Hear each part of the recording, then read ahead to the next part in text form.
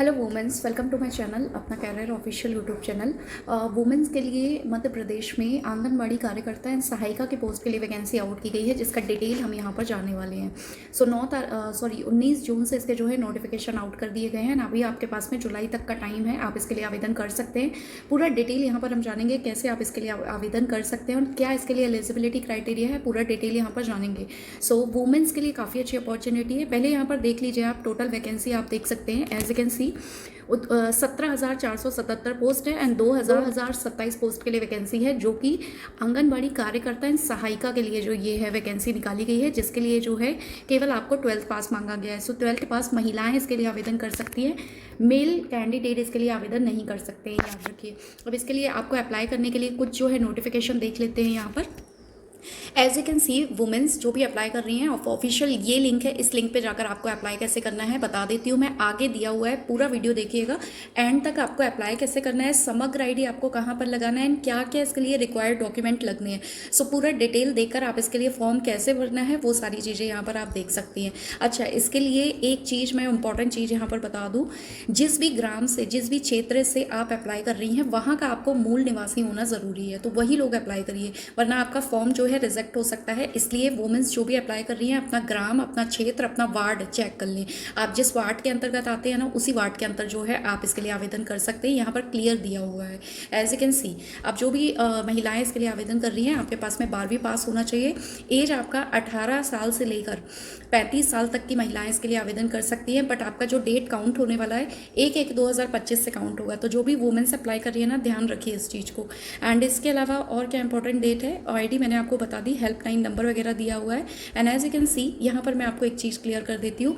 अब ये जो वैकेंसी है मध्य प्रदेश के लिए निकाली गई है। बहुत सारे लोगों को डाउट होता है जिसमें आपको कोई चीज़ क्लियर ना हो, यहाँ पर आपको पूरा क्लियर दिया हुआ है। पूरा एमपी के जितने भी क्षेत्र हैं, जितने भी डिस्ट्रिक्ट वगैरह हैं, उन सब के लिए वैकेंसी आउट की गई है। जो मध्य प्रदेश में आप देख सकते हैं, मध्य प्रदेश के ज़िले के अंदर आपको कितने ज़िले आते हैं, उनके अंदर ये वैकेंसी आउट की गई है। नंबर ऑफ वैकेंसी का डिटेल भी यहाँ पर दिया हुआ है। सो आप देख सकते हैं, भोपाल है, ग्वालियर है, इंदौर है, उनके अंतर्गत कितने डिस्ट्रिक्ट आते हैं, उनके अंतर्गत कितनी वैकेंसी निकाली गई हैं, वो सारा डिटेल यहाँ पर दिया हुआ है। तो आप देख लीजिए, उसके बाद ही अप्लाई करिए। सी लाइक जैसे आप जबलपुर से हैं, जबलपुर के अंदर आप अपना जिला देख सकते हैं। सिवनी के अंदर आप देख सकते हैं कि यहाँ पर जो है 43 वैकेंसी निकाली गई हैं और ये 310 वैकेंसी निकाली गई है। सो इस टाइप से आप देख सकते हैं कि किस आप शहर से अप्लाई कर रहे हैं, किस जिले से आप अप्लाई कर रहे हैं। डिस्ट्रिक्ट अपना एक बार चेकआउट कर लीजिएगा, उसके बाद में आप अप्लाई करिएगा। अप्लाई करने का आपके लिए ऑनलाइन आपको अप्लाई करना है। एमपी ऑनलाइन के चयन पोर्टल पर जाकर आप इसके लिए आवेदन कर सकते हैं। आगे आप देख सकते हैं, मैंने पूरा फॉर्म फिल करके बताया कि कैसे आपको फॉर्म फिल करना है। अब इसके अलावा ये नोटिफिकेशन है, तो नोटिफिकेशन में अगर आप देखना चाहते हैं तो कुछ भी देख सकते हैं। यहाँ पर ये पूरा डिटेल दिया हुआ है। सो एवरीवन, हम एमपी ऑनलाइन के चयन पोर्टल पर आते हैं, जो कि वेबसाइट मैंने आपको बताई थी, उसके वो आपको ऑफिशियल वेबसाइट डालना है गूगल पर, तो आप चयन पोर्टल पर आ जाएंगे एमपी ऑनलाइन की। यहाँ पर आपको अप्लाई कैसे करना है, यहाँ पर आप पूरा डिटेल देख सकते हैं। अब ये देख रहे हैं कि एम्स WCD की तरफ से वैकेंसी आई हुई है, जिसको हम गो टू ऑप्शन पर क्लिक करेंगे तो ये जो है वुमेन एंड चाइल्ड डेवलपमेंट का जो है पेज खुल के आ जाएगा।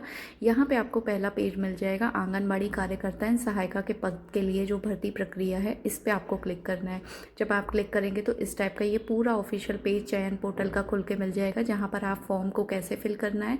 अप्लाई ऑप्शन ये आप देख रहे हैं कि 20 जून से जो है इसके लिए अप्लाई करना चालू कर दिए गए थे। 4 जुलाई तक जो है इसकी डेट रखी गई है। तो जो भी वुमेन्स अप्लाई कर रही हैं, 4 जुलाई के पहले आप अप्लाई कर दीजिए, क्योंकि ज़रूरी नहीं है कि इसकी डेट आगे बढ़े। 7 जुलाई भी हो सकती है, पर ज़रूरी नहीं है ना। तो इसके लिए आप यहाँ पर पूरा डिटेल देख सकते हैं। यहाँ पे और भी डिटेल दिया हुआ है, आंगनबाड़ी कार्यकर्ता सहायिका के निर्देश, नियुक्ति, पूरी वैकेंसी सब दिया हुआ है। फिलहाल हम पहले ऑप्शन पर क्लिक करेंगे और आपको अप्लाई कैसे करना है ये जानेंगे। देखिए, आप अप्लाई के ऑप्शन पर क्लिक करेंगे, पहला ऑप्शन आएगा समग्र आईडी, सदस्य की समग्र आईडी डालने का जो है ऑप्शन आएगा, जहाँ पर आपको 9 अंक की जो है समग्र आईडी डालना है। अच्छा, एक समग्र आईडी जो आपकी है वो पूरी क्लियर होनी चाहिए। आप किसका फॉर्म भर रहे हैं, फैमिली मेम्बर का फॉर्म भर रहे हैं, वो आपकी KYC होना चाहिए। उसकी जो KYC है वो हुई होना चाहिए, क्योंकि अपडेटेड होना चाहिए। उसमें जो आपका नाम, पता, डेट है, सब चीज़ें जो है अपडेटेड होना चाहिए KYC। एंड एज आपकी यहाँ पर 18 से 35 वर्ष तक की महिलाएं ही इसके लिए आवेदन करें, ध्यान रखिए। जब आप समग्र आईडी डालेंगे एंड कैप्चा कोड डालेंगे, ओके करेंगे तो ये आपको नेक्स्ट पेज खुल के आएगा जहाँ पर आवेदिका का नाम लिख के आएगा, आवेदिका का पिता का नाम लिख के आएगा, उसकी जन्म तिथि लिख के आएगी। एंड यहाँ पर आप देख रहे हैं जो भी अप्लाई कर रहे हैं उनकी डेट ऑफ बर्थ 1 जनवरी 2025 से जो है ये काउंट की जाएगी। तो इसका ध्यान रखिएगा कि 1/2025 से अगर आप 35 वर्ष के नहीं हुए हैं या हो गए हैं तो आप इसका ध्यान रखिएगा। श्रेणी में आपको डालना है कि श्रेणी के अंतर्गत आप आते हैं, तो यहाँ पर आपको सिलेक्ट करने को ऑप्शन दिया जाएगा। आप सिलेक्ट करेंगे आप अनुसूचित जाति से, SC ST से, किससे आते हैं वो आपको यहाँ पर डालना रहेगा। अब इसके अलावा यहाँ पर आप वैवाहिक स्थिति आपकी क्या है, आप मैरिड हैं, अनमैरिड हैं, विधवा है, तलाकशुदा हैं, वो सारी चीज़ें यहाँ पर आपको डालनी पड़ेगी। अच्छा, एक चीज़ मैं आपको क्लियर कर दूँ, जैसे आप विधवा हैं या तलाकशुदा हैं तो उसके डॉक्यूमेंट आपके पास में प्रॉपर होना चाहिए, वो ही महिलाएं अप्लाई करें, क्योंकि आगे चल के आपको इसके जो है डॉक्यूमेंट लगेंगे, मैरिज सर्टिफिकेट भी आपका लगेगा। नेक्स्ट पेज पर आप विवाहित पे के ऑप्शन पर जाएंगे तो यहाँ पर आपको जो है किस सिटी से आप आवेदन कर रहे हैं, किस ज़िले के अंतर्गत आप आते हैं, उसके लिए यहाँ पर आपको ये पूरा चयन सिलेक्ट करना पड़ेगा। परियोजना देख लेते हैं, परियोजना में क्लिक करना पड़ेगा आपको। क्लिक करने के बाद में यहाँ पर एक चीज़ मैं आपको क्लियर कर दूँ, पहले आप देख सकते हैं आंगनबाड़ी की जो है शिक्षा निवृत्ति यहाँ पर दी हुई है, जो पूरी वैकेंसी का डिटेल दिया हुआ है कि किस स्टेट और किस डिस्ट्रिक्ट के लिए है। तो यहाँ पर जब आप परियोजना सिलेक्ट करेंगे ना तो ध्यान रखिएगा, अपना ज़िले का ध्यान रखिए, क्योंकि आप जो है ये तो डाल दिया आपने, शहर तो डाल दिया कि उज्जैन से हैं, लेकिन आपका सेक्टर, ज़िला किसके अंतर्गत आता है, ये सारी चीज़ें आप वही पोर्टल में जाकर आप देख सकते हैं। तो ये सारी चीज़ें आपको बिल्कुल सही भरनी है, वरना आप कुछ भी गलत आप भरेंगे तो फॉर्म को रिजेक्ट हो सकता है। देन उसके बाद में आपको वार्ड भरना है, आपका वार्ड का नाम भी आपको उसमें आ जाएगा। देन आवेदन करने वाले का जो हेतु पद आपको चुनना है, आंगनबाड़ी आप कार्यकर्ता के लिए अप्लाई कर रही हैं या फिर आंगनबाड़ी सहायिका के लिए आप अप्लाई कर रही हैं, ये आपको ध्यान रखना है। तो आप कार्यकर्ता के लिए अप्लाई कर रही हैं तो आंगनबाड़ी का केंद्र कौन सा लगता है, वो आंगनबाड़ी केंद्र यहाँ पे आ जाएगा जब आप चुनेंगे। इसके बाद में अगर आप यहाँ के मूल निवासी हैं, यस या नो का ऑप्शन पर आपको क्लिक करना है। अगर आप मध्य प्रदेश की मूल निवासी हैं तो आपको यस करना है, आंगनबाड़ी केंद्र के साथ शहर में स्थापित जो भी है ना। देन नेक्स्ट पेज जो खुल के आएगा आपका मूल निवासी आएगा। मूल निवासी के रूप में आपके पास में क्या डॉक्यूमेंट है, राशन कार्ड है या फिर आपके पास में कोई और भी वैलिड कार्ड है, ID कार्ड है, वो आपको डालना है। राजस्व विभाग से रिलेटेड जो भी है यहाँ पर आपको राशन कार्ड डालना है, जो कि जनरली हर किसी के पास में होता है, ठीक है। उसके बाद में यहाँ पे जो भी आप ऑप्शन क्लिक करेंगे ना, उस ऑप्शन के हिसाब से यहाँ पर ये जो है मैटर लिख के आ जाएगा। अब आपको ये जो है रीड करना है, ये आंगनबाड़ी केंद्र के जो है प्रथम शहरी शारीरिक जो है यहाँ पर आपको ये चीज़ें सिलेक्ट करना है। अगर आप यस में क्लिक करते हैं, आंगनबाड़ी केंद्र के अंतर्गत क्या क्या रिक्वायरमेंट मांगी गई है। अच्छा, आप पति के घर में हैं या फिर पिता के घर में हैं, मैरिड हैं या अनमैरिड है, ये सारी चीज़ें यहाँ पर आपको डालनी पड़ेंगी। वार्ड के साथ में तो आपका जो भी है वार्ड यहाँ पर आपको चुनना पड़ेगा। आप स्वयं उसका फॉर्म भर रहे हैं या पति या पिता आपका फॉर्म भर रहा है, ये आपको चुनना पड़ेगा। एंड देन नेक्स्ट, अगर आप स्वयं फॉर्म भर रहे हैं तो आपका जो है क्रमांक वगैरह यहाँ पर डालना पड़ेगा। देन नेक्स्ट जो ऑप्शन है, पिता या पति का नाम आंगनबाड़ी केंद्र में पहले से है या नहीं है ना। अगर है तो आपको वहाँ का नंबर भी डालना पड़ेगा। अगर आपके पिता या पति की या कोई भी घर का फैमिली मेम्बर आंगनबाड़ी केंद्र से संबंधित नहीं है तो आपको नहीं के ऑप्शन पर क्लिक करना है। अगर आप हाँ के ऑप्शन पर क्लिक करेंगे या आप स्वयं हैं तो वो सारे डॉक्यूमेंट आपको लगाने पड़ेंगे। इसलिए यहाँ पर कोई नहीं है, जैसे मान लो कि पिता है तो उसका जो है क्रमांक नंबर आपको डालना पड़ेगा, जैसे कि सेम ऊपर मैंने बताया आपको, ठीक है। देन नेक्स्ट जो पेज खुल के आने वाला है आपका ये पेज खुल के आएगा कि किस ज़िला से आप अप्लाई कर रहे हैं इसके लिए। फिर आपका तहसील आपको डालना है, क्रमांक आपको डालना पड़ेगा। देन क्रमांक के बाद में आपको वहाँ का जो है वार्ड नंबर डालना है। देन वार्ड के बाद में आपको जो है पिन कोड डालना पड़ेगा। अब पिन कोड नंबर आपका कौन सा लगता है ये ध्यान रखिएगा, गलत मत डालिएगा। देन मोबाइल नंबर आपको एक चालू नंबर डालना है, क्योंकि आपका रजिस्ट्रेशन नंबर एंड आपका जो पासवर्ड वगैरह है वो सारी चीज़ें उसी में टेक्स्ट मैसेज के थ्रू जाती है, तो बिल्कुल भी मिस मत करिएगा। ये सब चीज़ें डालने के बाद में आपको जो है शैक्षिक योग्यता का पेज खुल के आएगा, जहाँ पर आपको 12वीं पास, अगर आप हैं 12वीं पास वाले ही अप्लाई कर सकते हैं। उत्तीर्ण है, किस साल में आपने कंप्लीट किया है, कितने नंबर आए थे आपके, मतलब कितने प्रतिशत आपने लिए हैं, तो ये सारी चीज़ें यहाँ पर आपको सबमिट करनी पड़ेंगी। उसके बाद में यहाँ पर आपको ये यस एंड नो का ऑप्शन मिलेगा कि अगर आप उत्तीर्ण हैं, उच्च शिक्षा से उत्तीर्ण हैं, मतलब आप हैं, तो आपको यस के ऑप्शन पर क्लिक करना है। देन आवेदिका का जो है कार्य अनुभव डालना है। अगर आप कहीं पर वर्किंग है या आंगनबाड़ी सहायिका की या पहले पास्ट में कोई भी एक्सपीरियंस आपके पास में है तो आप यहाँ पर यस का ऑप्शन क्लिक कर सकते हैं एंड आपको उसका जो है फ़ोटोकॉपी लगाना पड़ेगा। अब यहाँ पर आप देख रहे हैं आवेदिका का कार्य अनुभव का डिटेल दिया हुआ है, क्रमांक कि किस दिनांक में आपने, मतलब आप कहाँ पे कार्यरत हैं एंड आपने किस साल में जॉब किया हुआ है, किस दिनांक तक जॉब किया है एंड आपको रिमार्क यहाँ पर डालना पड़ेगा एंड सेव करना पड़ेगा। तो अगर आप वर्किंग हैं तो यहाँ पर इसका पूरा डिटेल डाल सकते हैं। अगर वर्किंग नहीं है तो आप डायरेक्ट ना के ऑप्शन पर क्लिक कर सकते हैं। देन सेव एंड नेक्स्ट के ऑप्शन पर आपको क्लिक करना पड़ेगा। ऐड अ न्यू फ्लो के ऑप्शन पर आप क्लिक कर सकते हैं अगर आपका टोटल अगर बहुत सारी जगह काम कर रहे हैं तो।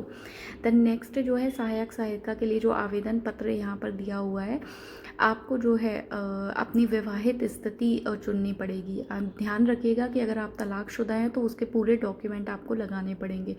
तो married women and unmarried women and जो विडोज़ वगैरह हैं, जो अविवाहित हैं या तलाकशुदा हैं, उनके लिए एक बार ध्यान रखिएगा कि यहाँ पर आपको प्रॉपर डॉक्यूमेंट, वो सारी चीज़ें आपको यहाँ पर लगानी पड़ेगी कि किस केंद्र से हैं आप एंड आंगनबाड़ी कार्यकर्ता के दौरान आप अविवाहित थी तो क्या हो गया था, वो पूरा डिटेल, मतलब कि जो लीगल आपके डॉक्यूमेंट होते हैं ना, वो सारी चीज़ें यहाँ पर आपको जो है चुननी पड़ेंगी एंड आपको ये पूरे जो है ऑप्शन यस या नो के रूप में आपको आंसर करने पड़ेंगे।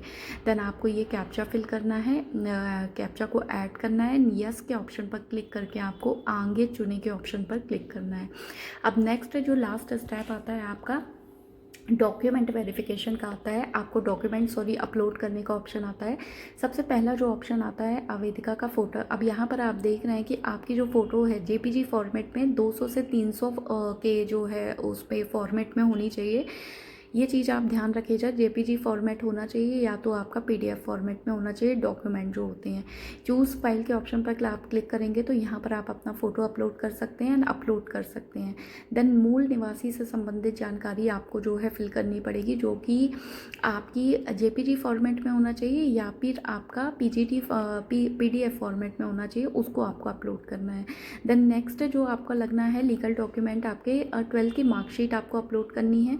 देन उसके बाद में आपको जो है स्नातक का प्रमाण पत्र जो है आपको करना है। उसके बाद में जाति प्रमाण पत्र, अगर आप अदर कैटेगरी से SC ST से हैं या OBC से हैं तो आपको जाति प्रमाण पत्र अपलोड करना पड़ेगा, अगर नहीं है तो नहीं करना पड़ेगा। अच्छा, देन नेक्स्ट जो ऑप्शन है BPL सूची वाले, अगर आप BPL वाले फॉर्म भर रहे हैं तो भी आपको जो है उसके लीगल डॉक्यूमेंट, आपके सर्टिफिकेट वगैरह होते हैं वो आपको अपलोड करने पड़ेंगे।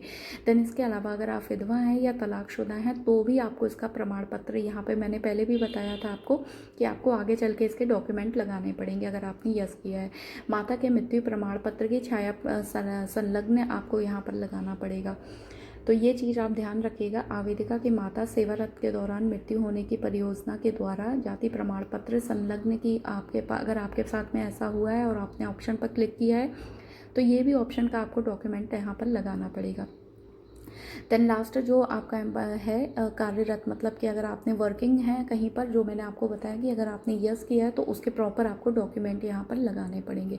सो इस टाइप से आप पूरे ये डॉक्यूमेंट लगा सकते हैं। पूरे डॉक्यूमेंट अपलोड करने के बाद में यहाँ पर आपको ये अपलोड करे का ऑप्शन मिल जाएगा।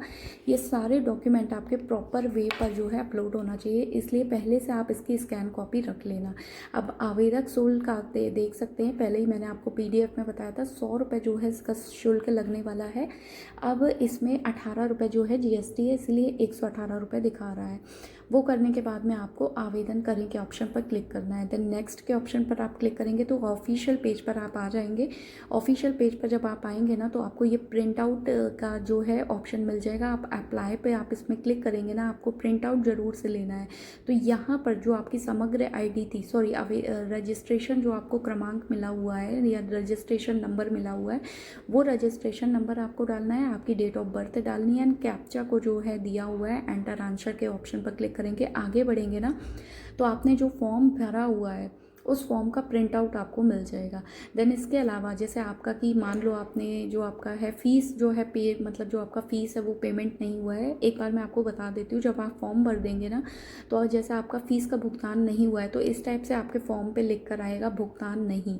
तो भुगतान नहीं के ऑप्शन पर अगर आप क्लिक करेंगे ना तो फिर से जाकर आप जो है मान लो आपका ट्रांजैक्शन जो है नहीं हो पाया है तो आप उस पर फिर से क्लिक करके आपको फिर से उसका भुगतान करके आप उसका जो है ऑफिशियल ये पूरा डिटेल चेकआउट कर सकते हैं, इसका भुगतान कर सकते हैं। सो इस टाइप से आप इसका पूरा चेकआउट कर सकते हैं फ्रेंड्स। तो ये रहा पूरा डिटेल का वीडियो जहाँ पर मैंने पूरा एक एक डिटेल बताया है कि कैसे आपको फॉर्म भरना है। तो फटाफट से जाकर मध्य प्रदेश आंगनवाड़ी रिक्रूटमेंट के लिए फॉर्म भर दीजिए। केवल महिलाएं फॉर्म भर सकती हैं। वीडियो अच्छा लगा हो तो सभी के साथ में शेयर ज़रूर करिएगा एंड चैनल को सब्सक्राइब करिएगा। Thank you everyone, thank you so much for watching this video and इस वीडियो को सभी लोगों के साथ में शेयर ज़रूर करिएगा क्योंकि बहुत टाइम बाद ये वैकेंसी आई।